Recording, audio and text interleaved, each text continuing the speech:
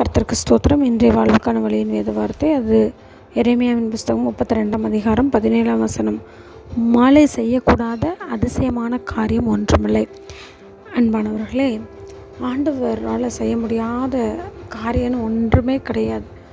ஆனால் அதை விசுவாசிக்கணும் நாம். அப்பொழுது தான் அந்த காரியங்கள் நடைபெறும். ஆண்டவர் பார்த்து நம்ம சொல்லணும், ஆண்டவரே மாலை செய்யக்கூடாத அதிசயமான காரியம்னு ஒன்றுமே இல்லைப்பா, எல்லாம் உங்களால் முடியும் சுவாமி, அதை நான் நம்புகிறேன், அதை நான் விசுவாசிக்கிறேன், எனக்காக நீங்கள் யாவையும் செய்து முடிப்பீங்க அப்படின்னு நம்ம ஆண்டவர்கிட்ட பார்த்து சொல்ல சொல்ல ஆண்டவர் நம்முடைய விசுவாசத்தை என்ன பண்ணுவாராமா, கனம் பண்ணுவார். ஆபிரகாம் கூட அப்படி தான் தேவனை விசுவாசித்தான், தேவன் அதை அவனுக்கு நீதியாக எண்ணினார் என்று. அவன்கிட்ட வேறு எந்த குவாலிஃபிகேஷனையும் அவர் எதிர்பார்க்கல. அவன் ஆண்டவர் மேலே வச்சுருந்த அந்த விசுவாசம் ஒன்று மட்டும்தான் அவனுடைய ஆசீர்வாதத்திற்கு காரணமாக இருந்தது. இன்றைக்கும் நாம் தேவனை பார்த்து ஆண்டவர்கிட்ட சொல்லலாம், ஆண்டவரே நான் நம்ம விசுவாசிக்கிறேன், உம்மால் எல்லாம் கூடுன்னு சொல்லுங்கள்.